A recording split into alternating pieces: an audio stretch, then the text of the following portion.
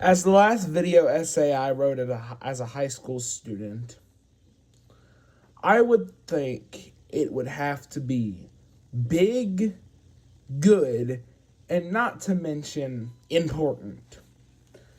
I landed on this concept because in my Has-Been Hotel video, I said that the reason why people attack Has-Been Hotel and other stuff like it is because it has an autistic fan base.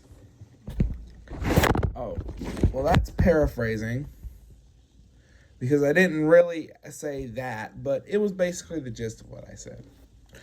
Also in that video, I said that this could be an entire video in and of itself. And this is that video. This video is about fandom culture, bullying, cancel culture, and most of all, autism. Part 1. What is autism? For those unfamiliar with the condition, autism spectrum disorder, ASD for short, is a mental condition that causes a person affected by its brain and nervous system to be sort of wired differently from someone that is not affected by it. This is why when you hear somebody talking about having autism or some other mental condition, refer to it as being neurodivergent. It means your brain and your nerves, your neuro, diverges from what is considered normal. A normal person, a person not affected by autism, is then referred to as a neurotypical person. So for the rest of the video, I will be referring to these people as neurodivergent and neurotypical. So autism can result in being very introverted and awkward, and a lot of the times leads to what we neurodivergents call special interests. A special interest is a lot different from just something that we enjoy. No, it's a lot different. A lot of neurotypical people have a game or a show that they like to watch from time to time. Sorry, let me put you over here so I can see my script. Oh my gosh. Because I can't see my script from over there. Like I said, a special interest is a lot different from just something that we enjoy. It's a lot different. Neurotypical people have like a game that they play or a show that they'll watch from time to time, but it's nowhere near on the same level of admiration or hype a neurodivergent gives to their special interest. Now, a neurodivergent can have any type and any number of special interests. For example, the iconic and slightly offensive stereotype is that all neurodivergents like trains. This is not true, but the trained people do make up a good portion of the neurodivergent community. But to say all of us like trains is kind of a stretch. You see, the spectrum in autism spectrum disorder isn't there to just have a cool acronym to go along with the others like ADD or ADHD or PTSD. Like, it's not just to make a cool acronym, no. The spectrum means that autism comes in all shapes and sizes. Well, I guess not shapes, but all sizes is more or less correct. You see some people like me who have autism for sure, but don't need special treatment or help around everywhere. But others do need that. They can't do much without help from parents or guardians, and that's completely okay. Some people can't talk. They're mute. They can't speak. It's just the way that they are born with the condition, and that's okay. So no, not all neurodivergent people like trains or dinosaurs or need a constant schedule. It works a little differently in every person that has it. So if you've met one, You have not met them all. Got it? So special interests are special, obviously. And the combination of special interests that a singular autistic person has is unique to them. Just take example, my desk and my wall and my closet. I'm a fan of so many different things that usually don't overlap. For example, I like Morgan Wallen, Kendrick Lamar, Deltarune and Undertale, and Ninja Sex Party. All of these I enjoy deeply. And this is a country music artist, this is a rap artist, this is a video game, and this is a comedian artist. All of these are completely different. They usually don't have any overlap with each other, except for the fact that I enjoy them all.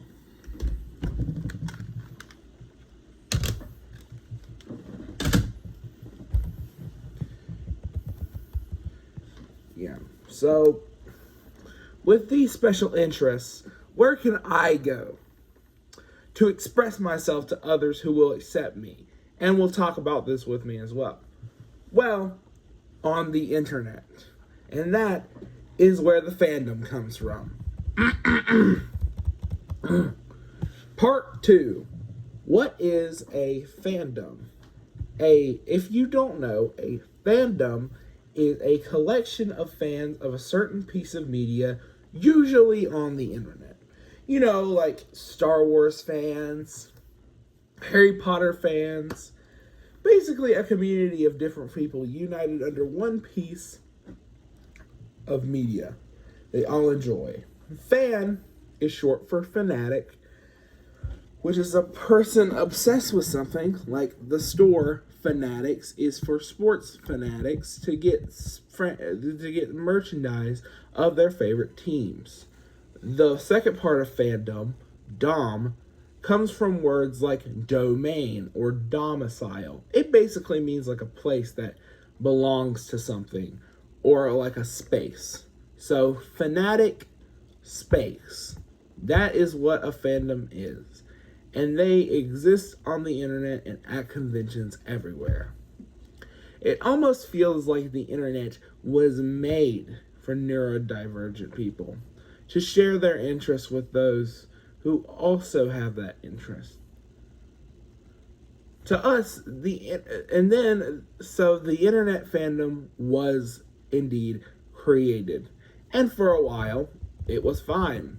Until the fandoms expanded and got bigger and bigger and bigger into a wider audiences that led to problematic people being part of all the fandoms. But like, this was more or less not so bad until the fans started creating fan-made content, which is amazing. Fans making things based off of their special interests and something that they're inspired by is great, and I would never say it's not. But sometimes the fans of the concepts that are, problematic are also inspired by the content and will make content with their problematic views in the text of their fan-made creation. People in the fan base that aren't freaks are then alarmed and they make a fuss about it. But sometimes, actually a lot of the times, the fans don't see the true colors of a person. In fact, the person masks themselves as one of them, and they make something inspired by the original work and it has no problems in it. So they garner a following in the fan base and they become sort of a celebrity in their community. This, of course, leads them to be able to act on their underlying sick tendencies because they have influenced people, and that is when the wider community finds out and cancellation happens. Part 3. What is cancel culture, and why do people hate it so much? Every now and again, if you're on the internet, you'll see a news article or something like that saying that people on Twitter, now known as X, are banding together to take down some famous person for something that they did wrong. Now, is it always valid to do this? No. But is it sometimes valid to do this? Yes. To me, there are like 3 types of cancellation. I will categorize them for you now. From most invalid to most valid. Type 1, the most invalid. The cancellation of someone over something that they said years, even decades ago.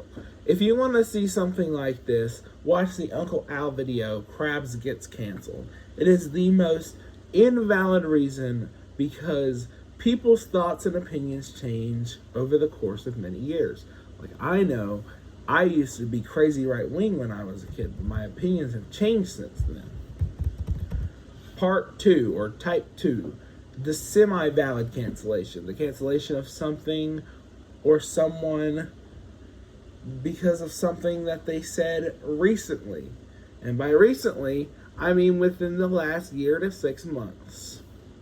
If they say something racist or homophobic right now, that is categorically not okay. And they should be held accountable. But sometimes a person does or says something that isn't racist or homophobic, or that is seen as problematic, but it really isn't. For example, let's give a couple examples here. Toby Fox and his marketing team recently announced a world tour for Undertale's 10th anniversary. But the tour did not go everywhere. Not in Latin America or Africa, but in Japan and some part of Europe, and I'm pretty sure 3 cities in Australia. But most of it was in America. And this resulted in an uprising against Toby and led to him apologizing, and everyone moved on about a week later because it wasn't that big of a deal to begin with. Another example, which is kind of similar to the first example, is what was it? Oh yeah, right. Glitch Productions putting out the Amazing Digital Circus The Last Act movie not everywhere in the world. Now, they have since explained themselves as to why this isn't how it is, but people were pretty mad about it for about, I would like to say, 2 weeks. It was a pretty big thing. And then there was also this thing a little later, a while ago with Chaperone, I'm pretty sure. Now, a little girl comes up to her, and he's like, "Hey, you're my idol. I want you to talk to me." And she's just like, "Get out!" Now, that, I believe, was funny. I would do that because I don't care about little kids. No, I don't. I could care less about a little kid. Even if they said, "Hey, Gavin, you're my idol," I would not care. I'll be like, "Stop, get out of my face, bro."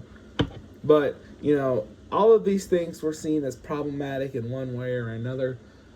And it forced an apology that wasn't really even merited in the first place.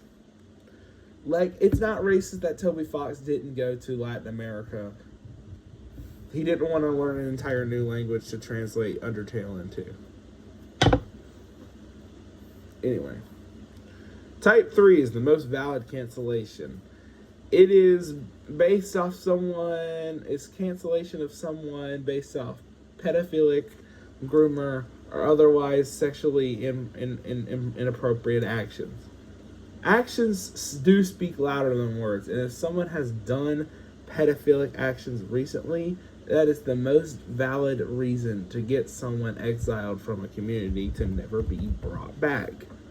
So, I'd want to say that a good 80% of cancellations are type 1, 15% are type 2, and only 5%-ish are type 3. So, and most of the type 2s are invalid type 2s. So I'd like to say like 11% are valid. If you're a fan of any piece of media,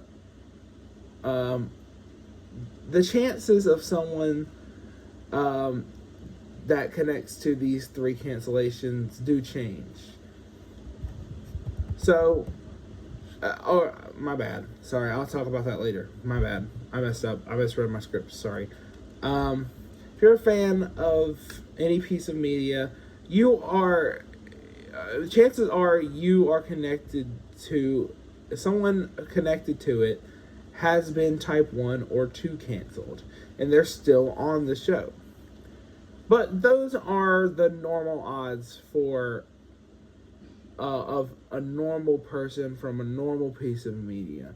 But in a fandom, the odds are roughly 35% are type 1, 15% are type 2, and a whopping 50% are type 3. There are a lot more pedophiles in fandoms.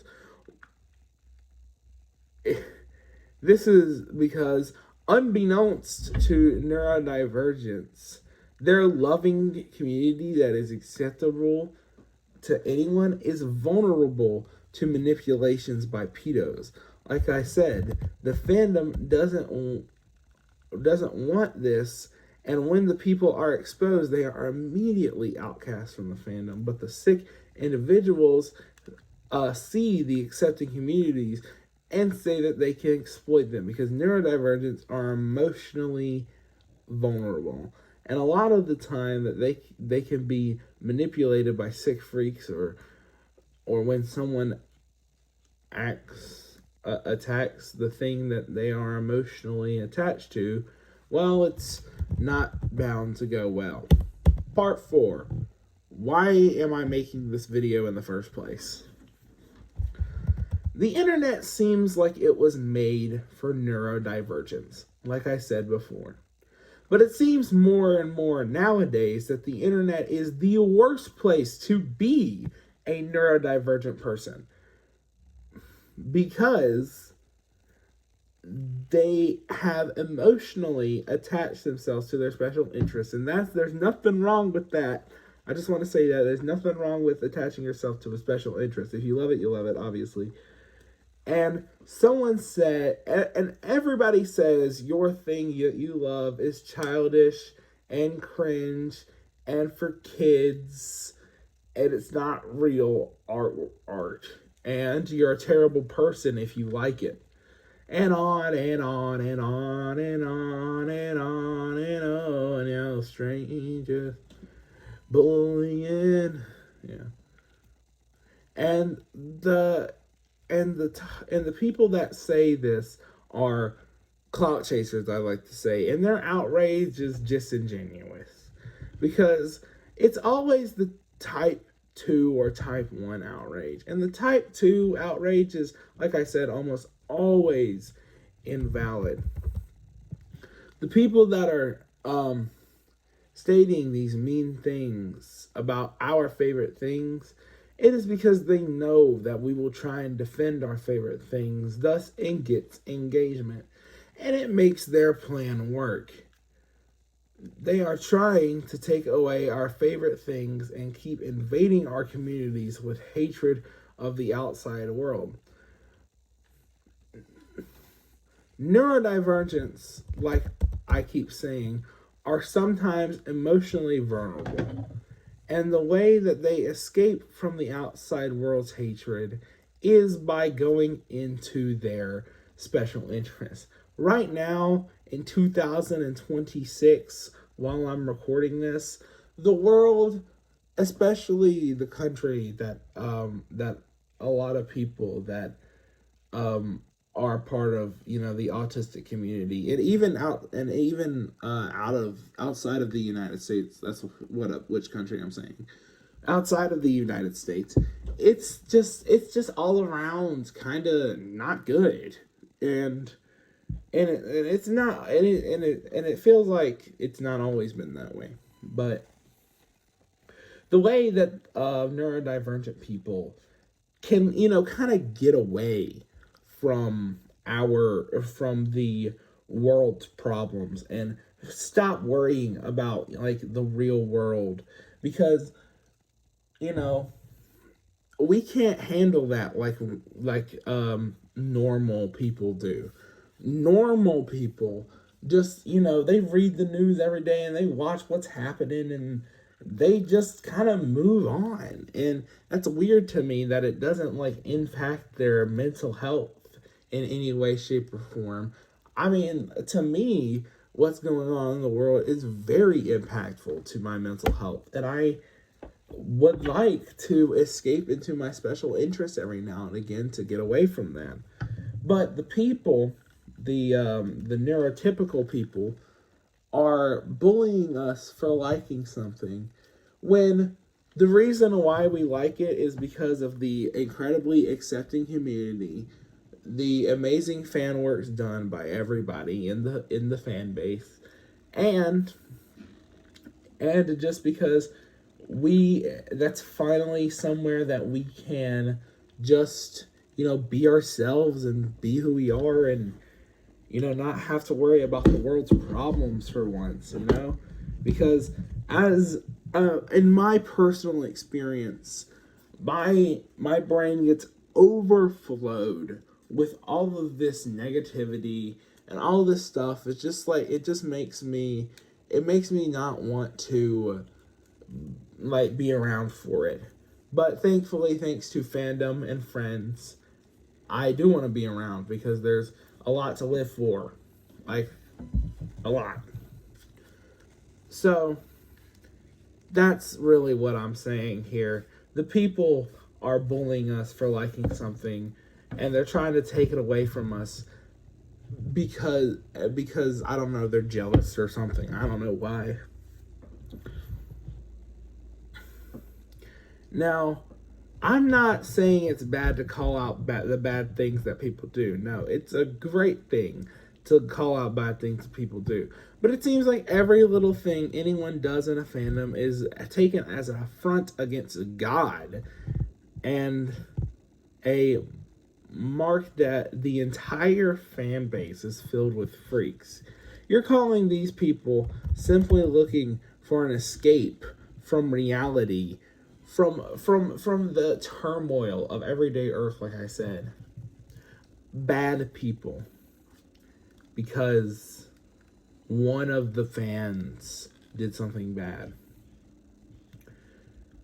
It's just because a bad person that also likes that piece of media. Not all the people that like Friday Night Funkin' enjoy children. No, a very small subset of people do in that community, and it's also not everyone in that community is racist. A small subset of people in that community are, but since those things are subsets of clout chasers, they want to call everyone names and protectors of those people, which is not true. No, those people infiltrate and abuse and become popular, and then the victims come out of the woodwork and tell us the terrible things that they've done to them by that person. It is exhausting. It is an endless cycle of manipulation by neurotypicals to try to bring down the community full of loving and caring people. They are quite literally not like us. Most groomers and pedos know how we want a friend, people to talk to about our favorite things. So they pretend to be like us, but they are literally not like us. And that is true. So hey, heart to heart here. If you are part of a fandom and you feel like you are being manipulated, do not hesitate. I don't care if it's the most famous person in that fandom. I don't care if it's the dang creator. Speak up. We care about your plight, and we will take your word for it seriously, and we will hold the person accountable.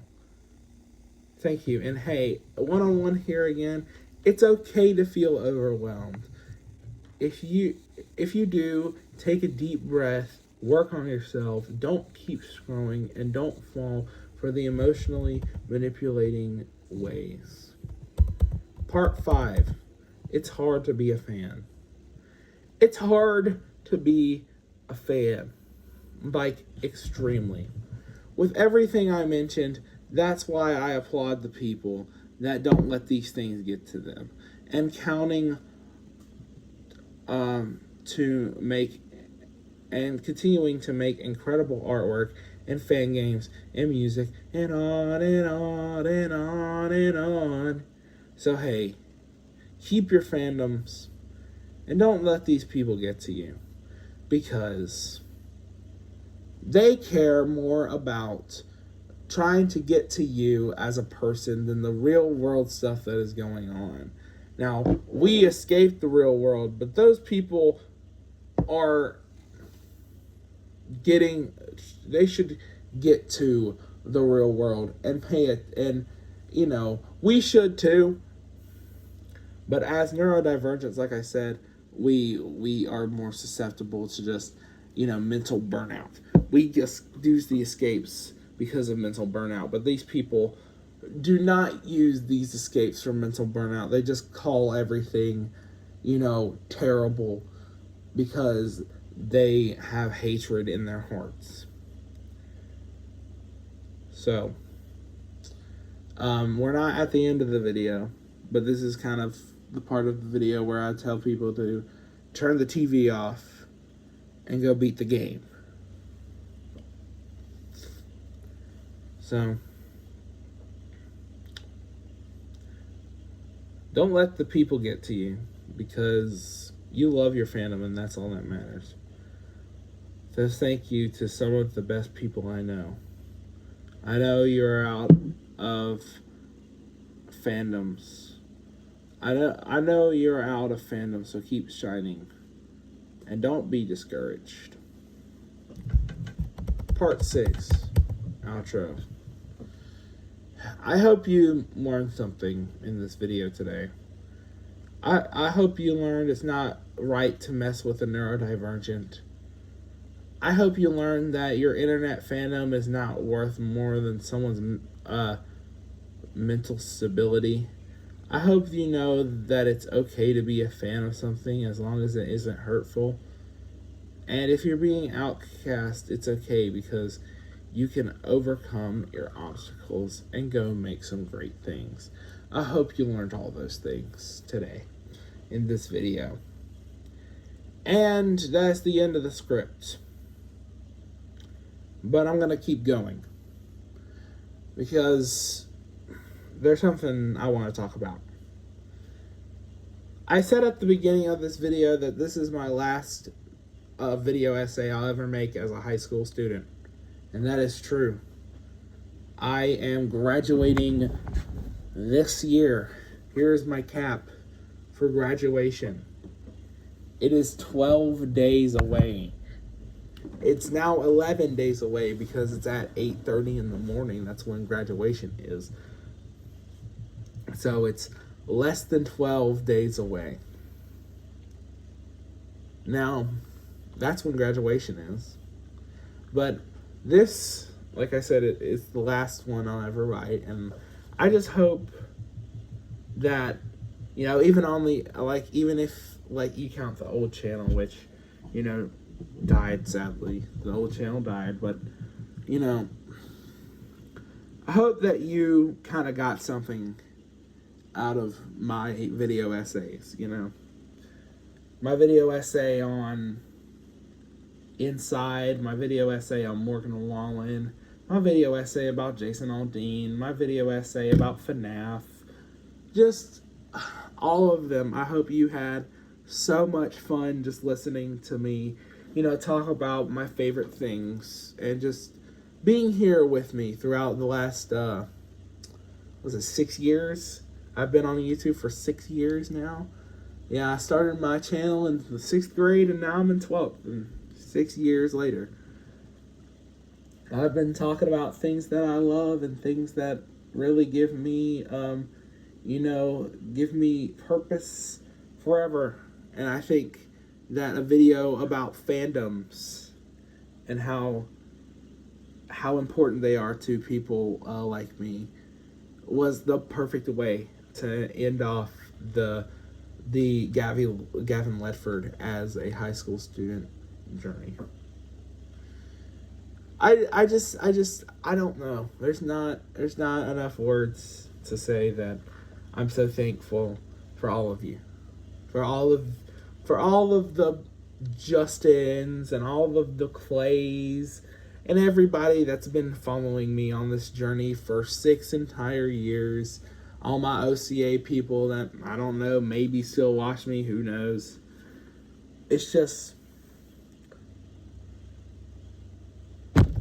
I've been around for 6 years. I remember my old YouTube anniversary was in March-ish, and it started in 2020, so yeah, it's been 6 years. And, you know, everything's changed so much. I've changed schools. I've had a lot of just growing up and stuff. I don't know. Like I said on the old channel, you could see all super old videos of me from 6-ish years ago. You can't see them anymore because the old channel's gone. But if it still was up, this would be going on that channel, obviously. But if it was still up, you could have scrolled back to 6 years ago. My first ever YouTube video. I sounded completely different. That's great. Like, I look back at how I used to sound. I have it in my head right now. And it's just like, I can't believe I've grown up from the 6th grade to a high schooler to this. Now we're here. About 11 days-ish from graduation. So I just want to say off script, thank you to the fans. And I guess I'll answer a question. Gavin, there's probably 2 questions you have. Gavin, what's with the profile change? Well, I don't know if you watched Outside, but I was kind of scared to change I wanted to change my name to Gavin Ledford and not Gabby Ledfo for a long time. I just didn't know what the branding would do. Like, how would I recover? But ever since I changed my name on April Fool's Day, I was just like, you know what? I might as well just change it to Gavin Ledford. And the second question you probably have is, Gavin, what's next? What is next for Gavin Ledford? What is next for this channel? What is next? What is the next video going to be? Well, it's probably going to be a short. Probably just going to be me saying 4. For my 18-year-old countdown, I didn't tell you what that was about. But I'll tell you what this one's about, because it's 5 days long, and, you know, there's a high likelihood that nobody watches this video in the 5 days. There's a high likelihood that nobody watches this at all, but I hope some people do. But anyway, so the 5-day countdown is to me being done with school forever. Now, not graduating. The graduation is going to be a 10-day countdown, which is going to run coherent with the other countdown that I have going on. So it's going to be like, I'm going to have like a 4, and then tomorrow I'm going to have like a 4, and it's going to be 11, and then the next day after that, Wednesday, it's going to be 3. Wait, no, that day it's going to be 3. The first day is going to be 3. Next day is going to be 2 and 10. So that's the first day. It's going to be 2 countdowns. Then you're going to have 1 and 9, which is probably going to be like the Saints record halfway through the season.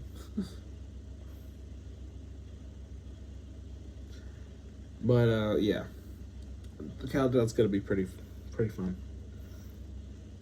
It's for what I'm doing for school forever. So yeah.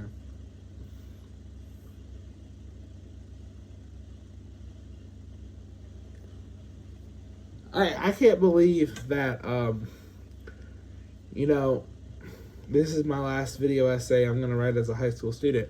Now, obviously, to answer the question of what's next, I'm gonna write more video essays, but I don't know if they're gonna be super like this, 30 minutes long and just like this, This might be the last like one-on-one video that we get together. I don't know. This might be the last long form video that is just like one-on-one me and you. I don't know. But I kind of don't care about YouTube fame anymore, so maybe I should just keep on doing this. Maybe I will. I don't know. But my next video will hopefully be my graduation speech. That's not a video essay. My graduation speech is going out to everybody, and I'm going to be giving it on my porch in front of everybody else. So, I hope, so we're going to record that, obviously, and it's going to go on my YouTube channel. So, I think that about does it. That about does all the questions. What's next? Why did I change my profile and my name on YouTube? What else? No, I don't think there's anything else. I think it's just like one last thank you. Thank you for being a friend. And I will hopefully see y'all in the next one. See you later.